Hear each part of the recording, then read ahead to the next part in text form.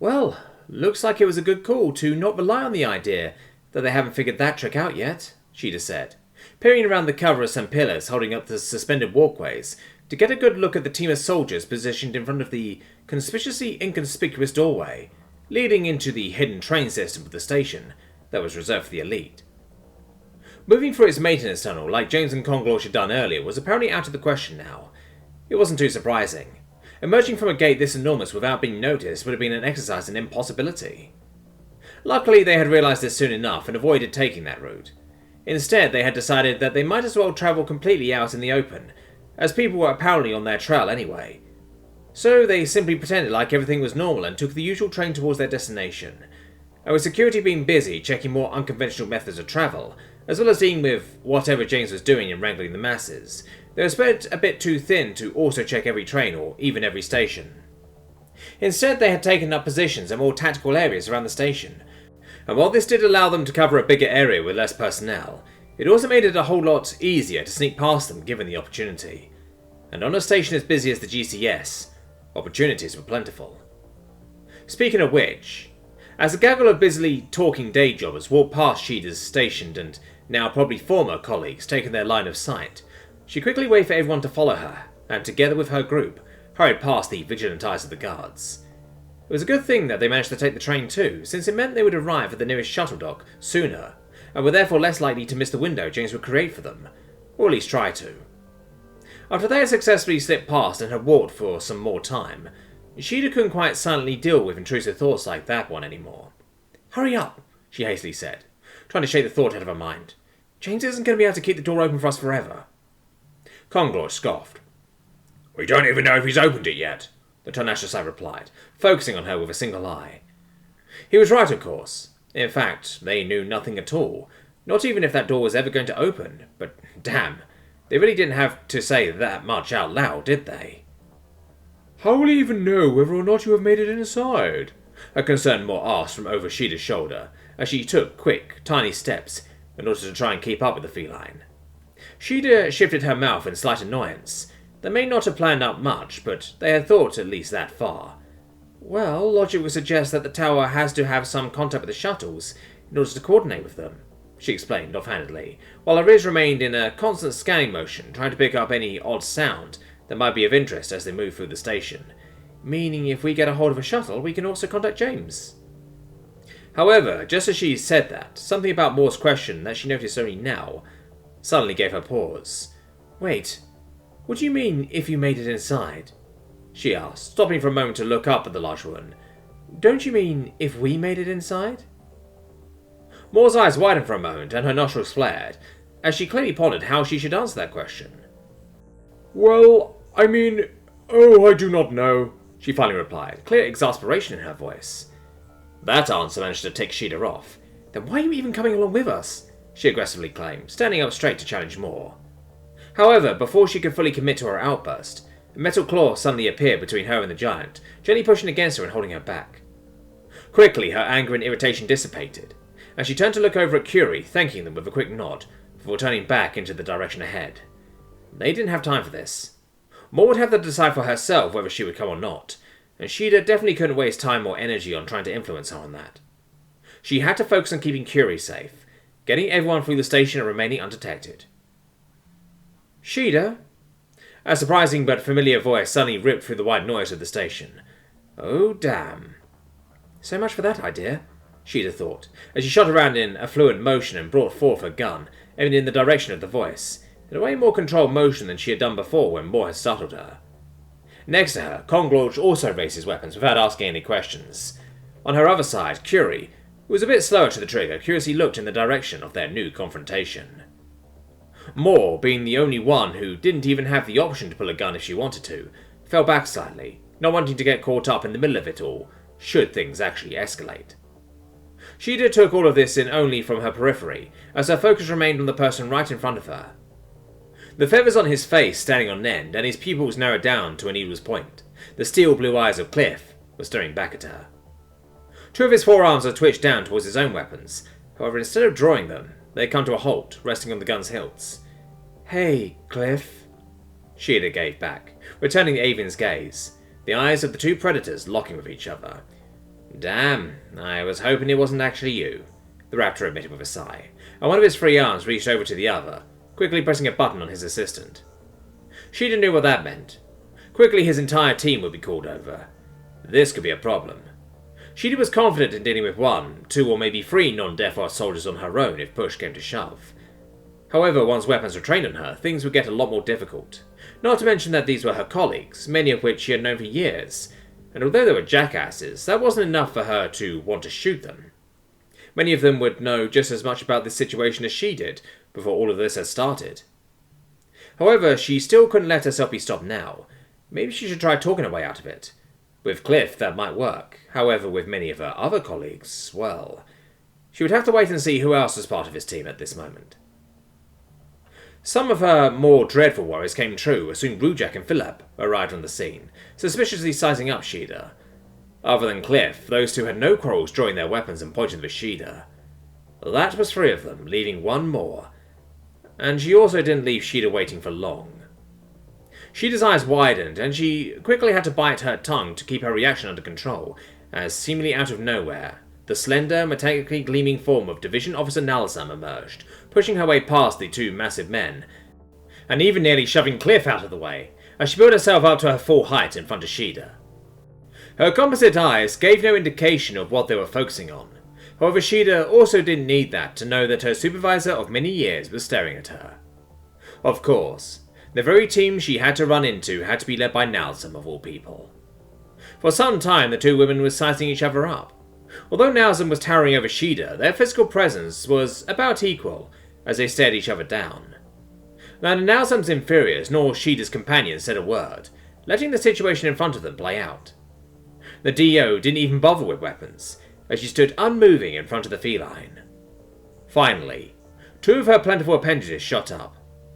"Hello, petty officer," she signed, formal as ever. Her signing couldn't convey tone, and she lacked any facial features that would allow for an expression to be read. However, there was still something melancholic about her, or maybe Shida just imagined that. "Hello, ma'am," she replied respectfully. "I have a warrant for your arrest," Nalsam informed her calmly. Then she made a sweeping motion with one of her long arms, indicating towards Shida's companions as well. "For all of your arrests." In her periphery, Shida noticed Konglosh's grip tightening around his weapons. The ballers on his front feet started to nervously scratch along the floor. Shida could also feel her own heart start to beat a lot more nervously. Seeing as no one was replying to her yet, Nalsam continued, her flexible appendages moving fluently as she signed, "I don't know what you've gotten yourself into, but don't make this any harder than it needs to be. Stand down, and we will figure this out." Shida stood silently for a moment, then started softly and slowly getting louder and stronger. A laugh started to emerge from her lips. First only a chuckle, then a wholehearted laugh from the depths of her chest. Surprised and concerned, the eyes of her former colleagues as well as her current companions fell onto her, as she loudly laughed despite the tenseness of the situation. The only one who didn't seem to be bothered at all was Nalsam. Slowly and with considerable effort, Shida brought her breathing back under control, looking at Nalsam, still with a smile on her face and a lingering snicker escaping her lips every now and then. "What's so funny?" Cliff was the first to ask, turning his head and looking at Shida intensely. "Sorry, it's just," Shida replied, and turned her eyes back onto her former supervisor. "This will be the first time I've ever disobeyed one of your orders, isn't it, ma'am? I have to admit, this doesn't feel nearly as good as I always imagined it would." The eyes of her former colleagues widened. Just Nalsam once again gave no indication that she had even heard what Shida had said. "What? Do you think you can get past all of us?" Rujak aggressively asked, thrusting one of his claws in Shida's direction challengingly. Shida looked at the crustacean incredulously. Then her eyes wandered over to Philip, who seemed to be quite taken aback by this whole situation, and was silently standing back, waiting to see how things would develop unsurely. And finally, her gaze stopped on Cliff, looking at him for a long moment before she honestly answered, "I don't want to have to." She was indeed confident in drawing, aiming and shooting faster than any of them could. And that wasn't even mentioning the Tonastra at her side, or Curie, who couldn't be hurt by gunfire and was possibly able to take on all of them completely on their own. Yes, she was very sure she could get past all of them in her current situation. Maybe not without injury. Maybe she wouldn't even survive the ordeal, but she knew this was an altercation her former colleagues couldn't win. At least some of that certainty must have been mirrored in her expression, because suddenly Rujak didn't seem to be quite so sure of himself anymore. Nalzam's appendages sank down, only to be immediately replaced by two new ones as she asked, "And what do you plan on doing now?" It fell quiet. In a moment of unspoken disbelief, she and his companions looked at her. Curie tilted their bodies sideways to change their angle. Kongor spared a single eye to focus down at the feline. Even more looked at her dumbfounded, and it almost looked like she was mouthing something in the direction of, "Don't do it." The smirk on Cheetah's face intensified once more. "We're leaving the station," she decidedly announced, exposing her teeth in the expression she had copied from James, as her yellow eyes pierced into Nalzam's shiny exterior. "One way or the other. Don't get in our way." Immediately, the military team's eyes fell onto their leader. Cliff's eyes were quivering, his lower arms were still nervously resting on his weapons. Rujak's gaze was furious, the muscles around his mouthparts clenching up. Philip, who still hadn't said a word, looked more unsure of himself than ever, and his eyes basically begged to finally be given an order. "You're leaving the station?" Nalzam asked, as if she just wanted clarification. "We are," Shida replied in no uncertain terms. Another moment of silence followed. Then Nalzam let her appendages sink down. Then to each of her sides, two appendages rose up again, signalling directly to her team. "We're falling back," she announced. Discreetly, but still visibly, Cliff let out a relieved breath, the tension dropping out of his shoulders, as his hands slid off the hilts of his guns. Philip quickly nodded his head. He simply couldn't wait to escape this situation. Just Rujak turned towards his team leader in outrage. "Ma'am, you can't be serious," he loudly exclaimed, raising his shears in an almost threatening display. "We have expressed bloody orders to—" However, an immediate, imperious whipping of Nalzam's flexible arm right in front of his face quickly shut him up. "We are falling back," she repeated with rigid, extenuated movements, "and that is final. Don't make me repeat myself again." She then turned, addressing her entire team more generally again. "It is clear we are outmatched here. We will regroup and call for reinforcements," she explained as she already started to skitter away from her adversaries, her team hurrying to follow after her. "There's no sense in us getting ourselves killed here." In the meantime, Sheeta's companions seemed to have a hard time comprehending what had just happened to them. Sheeta's eyes, however, stuck to the purple exoskeleton, quickly gaining distance from her. Specifically, she looked into those composite eyes, constantly looking in all directions and absolutely able to see what was going on behind Nalzam's non-existent back. Lifting a shaky hand, she signed, "Thank you." And she didn't know if she only imagined it, or if it actually happened, but she could have sworn that for a moment, one of the many scuttling legs of her former supervisor stopped its locomotive movement, and curled into a brief "OK" sign, before returning to its previous movement. "Are they letting us go?" Moore asked unsurely, reaching her big head out to look after the leaving soldier, and scratching through the fur on her neck. "Only for the moment," Kongos replied in his rough voice. "They're calling for reinforcements. Once they arrive, we could be in trouble." Sheeta brushed some hair out of her face, and put her weapons back into her belt. "We're going to be all right," Curie stated optimistically. However, a short crack of doubt came over them, as they turned to Sheeta and added, "Right?" "Right," the feline replied, making a brave face for the cyborg. Nalzam had given them a window. If only a short one, they couldn't waste it. "As long as James soon gets that door open for us," she added, looking at the enormous gate, separating the airlock of the shuttle bay from the station streets in the distance. Breathe in, hold. Breathe out, in control. His eyes closed. James stood and allowed himself a moment to regenerate his strength and composure. As he stopped focusing on what was directly before him, his maladapted ears started to more and more pick up on some of the constant, if distant, noise surrounding him, be it ongoing conversations, barked orders, or people hurrying along. Sound travelled far on the station, as there was no wind to carry it away. That way, even some of the more soft-spoken voices reached all the way up to the rooftops he stood on. He couldn't quite understand what they were saying, but he at least got a feeling for how many men Uton had with him, tracking him on his journey through the station, and waiting him just a few meters below. Although he still felt his muscles, lungs, and injuries aching, James felt it in himself to push on. It wasn't yet overwhelming. Not yet. His inner journey with accompanying white noise was suddenly interrupted by an insistent buzzing noise that emerged very quickly but got louder and louder by the second, as whatever was generating it seemed to quickly approach him. James's eyes started darting around, trying to locate the source of the buzzing. It didn't take too long, as the large drone, that was almost his size and carrying some seemingly heavy equipment, was hard to overlook. He immediately reached for his weapon. In his mind, he was completely ready to shoot it down. Could this have been a new angle of attack? His thoughts were again interrupted, as behind him, his unwilling accomplice spoke up. "You should smile for the camera, James," Reprieve commented mockingly. "We're going through a lot of effort to get a look at you, after all." James shot around for a second, throwing the man a distrustful gaze, before looking back up towards the drone. This was a news camera? Well, at least it made sense with the equipment. He of course ignored the fact that no smile would make it through his tinted mask, as he elected to cautiously ignore the robotic camera for now. His moment of collection having been thoroughly interrupted, he figured he may as well proceed without wasting any more time.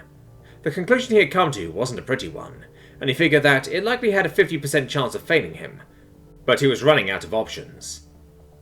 Slowly, he walked a few steps forward, until he stood at the rooftop's very edge, the tips of his toes almost peeking over the abyss below, and he looked down. After a moment of contemplation, he also waved Reprieve over to him. Of course, his shadow approached the edge much more cautiously than he had done, and stopped more than a step away, leaning his body forward to get a similar outlook over the edge as James had. After he had stared down the building's side for a few seconds, he noticed he lost his patience and pulled his head back, gingerly asking, "What do you want me to look at there?" It was irritating enough to fire up his nervous trunk-licking again. James smirked. Somehow he had almost missed that. "How high do you think this is?" he finally asked, in a matter-of-fact way, turning his head towards the warrant officer and tilting it candidly. Reprieve looked back at him unsurely, his eyes widening and then squinting repeatedly as he was presumably trying to figure out James's intentions. "The building?" he asked uncertainly, leaning forward again to get another good look down the building's side. Contemplatively, he then replied, "I'm not sure. Something like 25 measures, if I had to guess. Why'd you ask?" 25 measures. That was more than 30 meters, and in this gravity he could take about 9. He turned his head to look back down. He scanned the steep wall, taking a mental note of every extrusion, gap, nook, or cranny. There weren't too many. However, he managed to draw himself a mental map, with a red line leading from one to the other. He had to be very sure, of course, so he spent a good amount of time drawing and redrawing his conclusions, contemplating possible mistakes or factors he might not see, before he took a step away from the edge again. Reprieve could remain quiet for a bit, however. As he now saw and heard James take another deep, readying breath, he sighed loudly. "You're going to do exactly what I think you're going to do, aren't you?" he asked, a hint of exasperation in his voice. "Hey, at least you're catching on by now," James replied humorlessly, shaking out his sore shoulders and legs while turning his head towards the rodent. "I should probably put a bullet in your head before I go, but I'll leave that for someone whose job it is. So lucky you. You're dismissed." With that, he tensed up his shoulders, causing them to let out one last loud crack before he slowly walked towards a specific spot right at the edge, half of his feet freely hovering above the drop of this time. "Just remember," he said tonelessly, as his parting words, not even turning around to look at the man anymore, "don't try to get in my way again."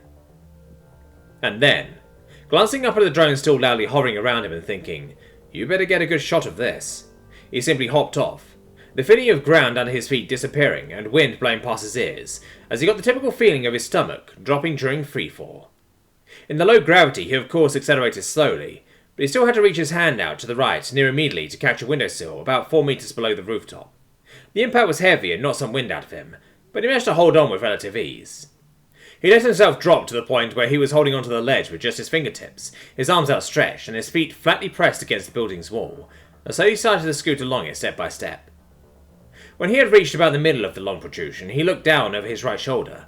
Some more meters below, there was a small ridge that was most likely located at the border between floors. He dropped down to it, catching himself in a similar manner to the way he had done before, and immediately jumped to the right, once he had found his grip, swinging off the ridge slightly before letting go and flying downwards for a long freefall, ending with his feet making contact with solid ground on a slightly protruding support structure sticking out of the wall. With his momentum suddenly slowed down by friction, he began to tip over forwards for a second, his heart coming to a jumping halt as he quickly stepped in place and reached his arms out, finding his point of balance again, and quickly pressing his back against the wall as he stood on the narrow ledge. He waited, breathing heavily, until the heartbeat pounding in his ears was nice and regular again, before taking his next jump, leaping towards yet another windowsill. This time he didn't bother stopping at it, and just used it to swing himself straight to the next ridge, this time showing the beginning of the ground floor. From here it was nothing more than a skip and a jump, for he took his longest freefall yet, ending with him landing loudly on the station floor, where he rolled off to lose his momentum and came to a standstill, standing tall and facing down the assembled forces already waiting for him.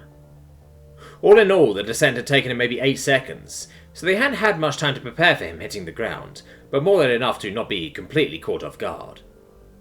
He had no room to play around anymore, so he immediately drew both of his firearms, determined to let none of them come close enough to even try and use any of their tools to subdue him. If they wanted to stop him now, they would have to kill him. He'd accept nothing short of that. And some of them seemed fully ready to do that, as many wasted no time also drawing their guns and training them on him. If the no firing rule had been lifted yet, he didn't know, but he had no choice but to assume that it held. There wasn't much he could do otherwise anyway. The standoff of him against everyone held for a few seconds that dragged on into an eternity, as neither side seemed to be absolutely sure of what they were doing.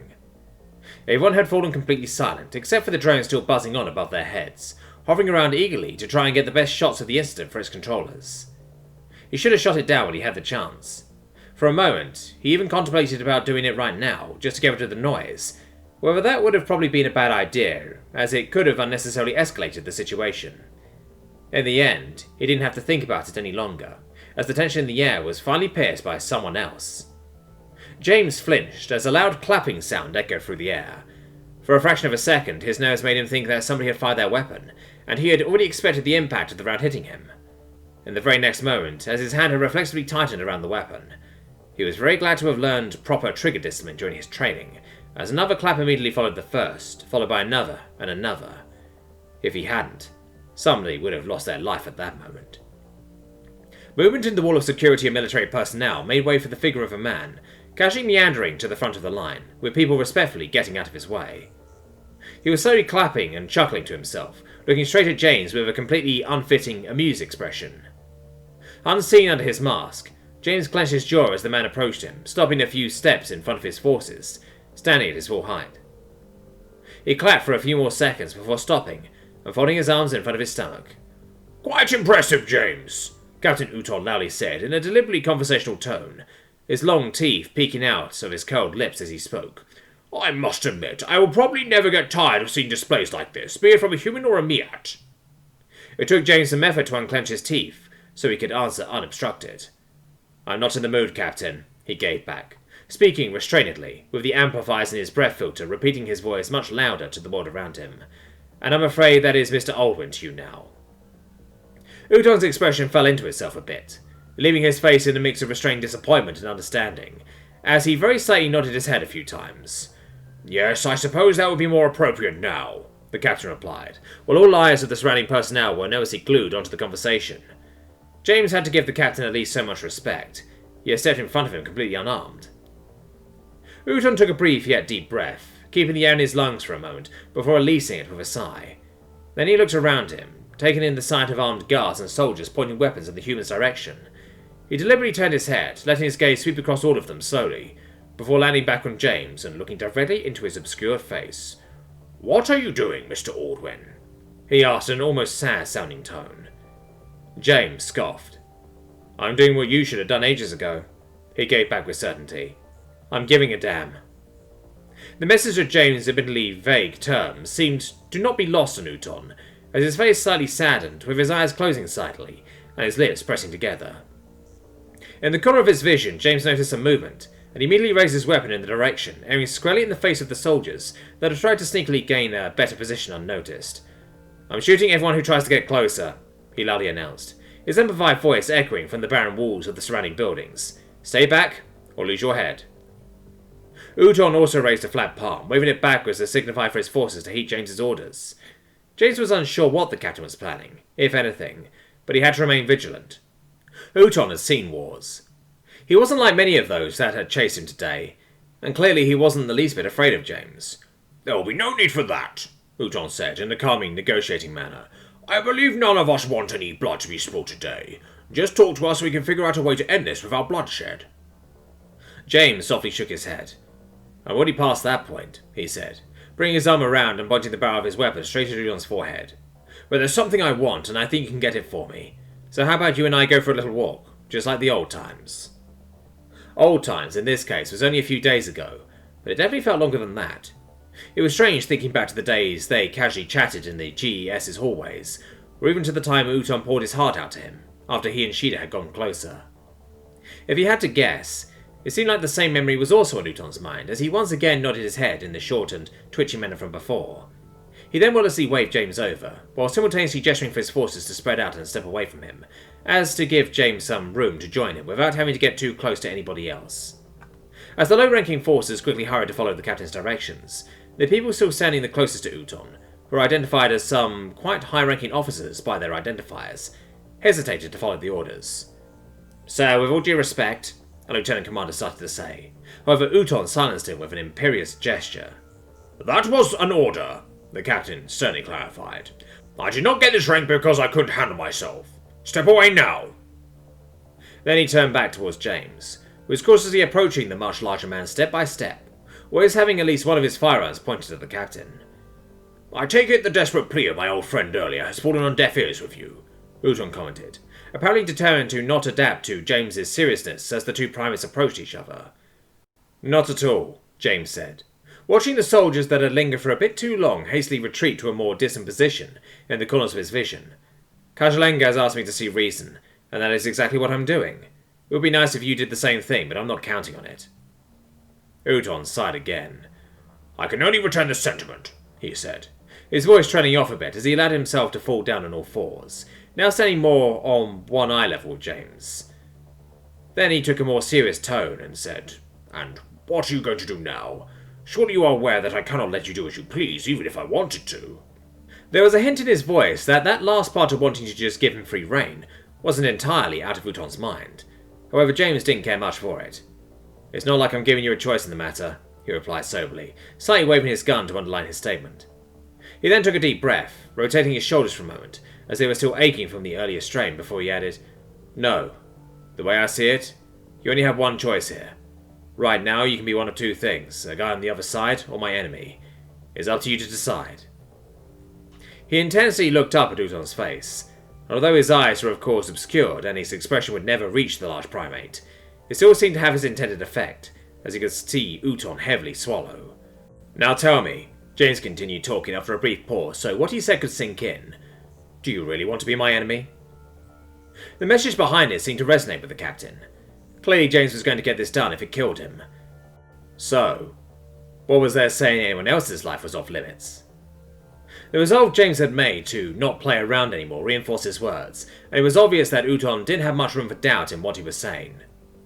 Naturally, while James had no quarrels anymore about showing how serious he was in this, he still had no actual desire to do so if it wasn't absolutely, positively necessary.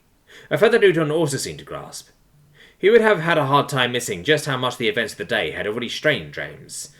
Despite his best efforts, he was breathing heavily, and even his more minor movements showed signs of both fatigue and pain that shot through him each time he twitched a muscle. The captain now had to make a decision. "Fine then, walk with me a bit," Uton finally concurred, waving James to follow him once again and casually turning his back towards him, his tone almost sounding like it was an idea that he had just come up with. Despite it all, he was clearly determined to not let the reins be taken out of his hand quite so easily, a demeanour James was all too familiar with. James was convinced, at that moment, nobody knew who was really in control. However, as he was about to start following the captain, a loud thudding noise from right behind him made him listen up. He couldn't afford to hectically shoot around this time, so he casually turned in the direction of the noise, wondering what was coming now. "It's about time we end this fast, don't you think?" Reprieg said, after just straightening himself up, having apparently hit the ground hard after he descended from the rooftop just like James had done earlier, reminding him he wasn't the only high-gravity Deathworlder present. That was uncharacteristically bold of him. "Warrant Officer Reprieg, how nice of you to join us," Captain Uton spoke up, while James was still processing the new situation. The large man had also turned towards the sudden noise and was addressing Reprieg in a polite but stern tone. "I have things under control. You may step away and rest. You have had a long day after all." "No, please," Reprieg replied, clearly not interested in taking on the proper tone for talking to somebody that outranked him. "I'm not leaving before he's secured." With that, he reached a hand out to point at James. The expression on Uton's face darkened, as he looked at the man clearly stepping out of line. "That was not a suggestion," he rumbled deeply, and James wasn't quite sure how to feel about the captain apparently having taken over talking for him. However, he had very quickly lost patience with the upstart Roan's display. I'm sorry, sir, but I'm not taking my orders from you right now, Reprig replied, with a smug confidence that seemed to give Uton pause and started to walk towards him and James. However, it had the exact opposite effect on James, who was more than 100% done with Reprig by now. He had tried being nice. He had given them the chance to walk away. He'd been a lot more lenient than the rodent deserved. Now, enough was really enough. No, you're right, James loudly announced, lifting his weapon, and his movements were so forceful that he caused some of the close-by soldiers to immediately level their weapons on him, which Uton quickly had to wave down once more. Right now your orders are coming from me, and they are stay the fuck down. Reprig very briefly halted in his movement, looking at James's gun, and then his masked face, before continuing, as if he hadn't heard him. And what if I don't? The warrant officer asked challengingly, taking one step after another towards James. James took a deep breath, and now, instead of just pointing his gun, he actually took aim. Last chance, Reprig, he said earnestly, stopping his yelling and instead speaking very controlled. He wanted to leave no doubt that he was serious. But Reprig scoffed. Apparently James had been nice for too long. You don't have to be afraid, everybody, Reprig boisterously announced, turning towards the surrounding soldiers, likely trying to spur them on. I was at first too, but then I learned. He may act loud and scary, but he's not going to do anything. Now, why would you be so sure of that? James calmly asked. And without another word, he pulled the trigger. Time seemed to freeze for a second as the shot loudly rang out, making the surrounding guards, soldiers, and even the captain flinch, while James remained unmoving. Everything, even time itself, seemed to hold its breath for a moment as the event was taken in by the universe. And then it all continued. Tearing tissue, breaking bones, ripping muscles, splatter of blood. All that could be heard in an instant after the bullets had left the gun. A slight delay after that, an ear-deafening scream of pure agony followed. Reprig had hit the ground, his hands clamping down on the bloody mess that used to be his upper thigh. The destructive round had torn through without any resistance, and left a hole behind that would have shown clear insights into the warrant officer's legs' inner workings, had it not been for the masses of orange-hued blood pouring out of it in waves brought by the beating of his heart. The ground behind him was now decorated with the remains of muscles and bones the round had managed to pull out behind it as it left the body, before it buried itself into the station's floor. James didn't know if the screams from Reprig were supposed to mean anything, or if the man had gone completely non-verbal, and he didn't care.